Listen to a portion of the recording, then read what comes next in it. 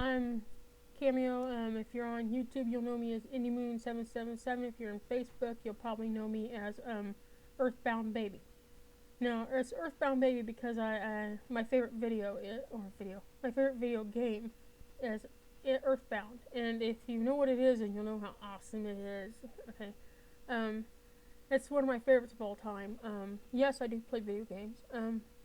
Girls play video games as well as boys. It's not a gender specific thing. Some people think it is, but got a mint in my mouth because I just had a bowl of cabbage. You know, my dad made cabbage tonight. He's sadistic, so a few days ago I was eating White Castle. After White Castle, that's what I need, a bowl of cabbage. Thanks, Dad. Um, you're lucky here in a few minutes we'll blow the whole damn house apart. That'd be a media event. I just wanted to chat and say hi. It's another one of my test vids, you know. I'm here in Greenwood, Indiana. I give a shout out to everybody in Knowlesville. My hometown is where I'm born and raised.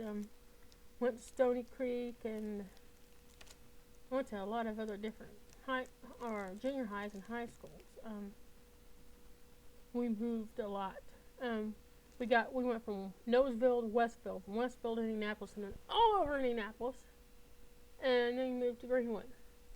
I don't know why we went all over Indianapolis. I guess it was just bigger and we had more to spread out. I'm hoping the mic is working because, you know, I borrowed the webcam and the mic, and beggars can't be choosers, so I've got a shitty mic. I hope if I get closer to it, you can hear me better, you know. But my niece has assured me, who is like 15, so I don't know how valid this information is, but she assured me this mic will work fine. I don't have to talk directly into it. But, which is what I was doing my first video I made on YouTube. And it's still uploading. It's having trouble uploading. I don't know why. But, apparently, you know, I don't want to talk like this throughout the whole video because it's just, you know, I don't want to make you think that I'm in a wheelchair or anything. And, I was in a wheelchair when I was 9. I had convulsive vascular strokes, and my whole left side was paralyzed. And it takes a while to bounce back from that, but luckily I was 9, and, you know, kids are resilient, thank God. Everything works. I did this for like the longest time. It drove me nuts. Just let's do exercise. You know, it just drove me nuts. I didn't want to do the exercises. You know, I had to wiggle my toes, you know, and I had to learn how to re-walk, and annoying. But the strokes were something else. I had grand mal convulsions. I never had anyone so little go into such severe convulsions before, you know, and so they pumped me full of this medicine to tighten my muscles and keep me from shaking. And they pumped enough into me to literally kill a horse. That's what the doctors told my parents. Yes, they came out and said, well, for now she's in a coma and she's okay. You know, as far as we know, she's stable. We don't know if she'll wake up out of the coma. We don't know if she ever will. We don't know if she will, you know. But they said something along the lines that we don't know if there'll be any brain damage if she does wake up. We don't know to the extent of any damage will be because we don't know why she had the convulsions. They had no idea why. Well, long after that, they did tests and stuff, and they couldn't find anything to support a aneurysm, or, you know, not an aneurysm, but like a bursted blood vessel, because they were strokes. So I think they were chemically brought on, which is, I think, is pretty much a good guess. But I woke up out of the coma, and I remember bits and pieces of the coma. There was like this redhead dude, and he had me in chains. He wouldn't let me go. He told me that I couldn't leave because I belonged there with him. Well, I remember my grandma would come in, and I remember her voice. I remember her speaking to me, and I remember her telling me stories from the Bible. And I guess I got bored being there. I had the attention span of a fruit fly anyway, so So I actually got tired of being in there, and I just looked at the guy at one point, the guy in my coma. It was like a yeah, an hallucination. You know, somebody had made up my mind. But he kind of was pissing me off at this point, so I kind of had to look at him and tell him, look, you have no power over me. Leave me the hell alone. Just go away. You know, you're boring me. You know, keep me chained here and you don't even entertain me. Thanks a lot.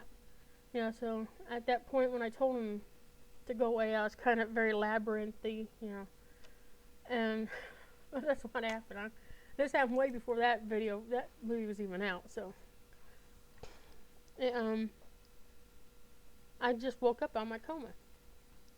The funny thing was that when I was like 9 years old, I was sharing this room with this little girl. I don't know what her name was, but I had to go to the bathroom. You know, I just woke up out of a coma for weeks, you know, and I really had to go. So I went to the bathroom. My mom went in with me because they didn't want me to have another convulsion and fall and hurt myself. So, you know, as a little 9-year-old girl taking the biggest shit on the planet Earth. I mean, it was amazing. I didn't think I'd ever stop shitting. I was 9 years old. It was a teeny tiny little thing, you know. Couldn't tell it about me by now. I mean, you know, I am almost 40 years old, so. Anyway, 9 years old, just constantly, it was just, I have no idea where it all came from. I mean, my dad always tells me I'm full of shit, but good lord, I'm not full of shit. I own shit. Like, the whole entire, all the shit in the universe is mine. Okay, that's mine. Your shit, that's mine too. Trust me, because at 9, I found all of it. Now, they say you can't smell yourself. You know, that's what I thought this was. You know, well, it doesn't stink to me because it's mine. You know, so I kind of looked at my mom, and she was kind of grinning funny, you know, and so, you know, I finished up, you know, and we went outside, and I opened the door and went out of the bathroom, and there's this little girl, and I can remember like it was yesterday. Mom was kneeling in front of her, putting her little white collar of her nightgown over the lacy collar of this little home crocheted yellow sweater. So like a light yellow. It's real pretty. And she was looking at her mom, and she kind of cocked her head to one side. She said, "Mom, do you smell watermelon?" And everybody in the whole entire hospital room just cracked up laughing. Of course, we all knew what it was. It was really weird. I mean, I've never smelled shit that smelled like watermelon before that. And I never have since. I know there's some, like in China or in cabbage again. In China, they have like herbs that the females will eat to make their feces smell not like feces. And it's this whole fetish thing they've got going on. I found this out through an internet chat room. I'm like, they're faking it, you know. So I went on and researched it. They're just lying about it, you know. Well, I went and researched it, and yeah, this actually happens. Businessmen will pay good frickin' money to watch a woman shit on a silver platter. If I knew that before, you know how much money I'd be making now? You know, I'd be freaking rich, you know? Well, what she does is there's this platter on the stage, like this long table, and all these men are sitting around it. And she eats all these herbs for like days, you know? Well, she comes out, walks down the table, has a nightgown or some kind of robe or something, and she takes it off, squats over the silver platter, and takes this big dump. And apparently it's like erotic. Please explain that to me. You know, I got a cat that shits in a box all the time. I never get turned on. And what's the point of watching somebody how the hell could you get aroused by that? Oh, yeah, it is. Sick, man. You know, I've changed baby diapers. It's not arousing. Shit is not arousing to me. It's very repugnant, disgusting. It repulses me. That's what I'm looking for. Repulse. It's repulsive. Is it just me? Please tell me it's not just me.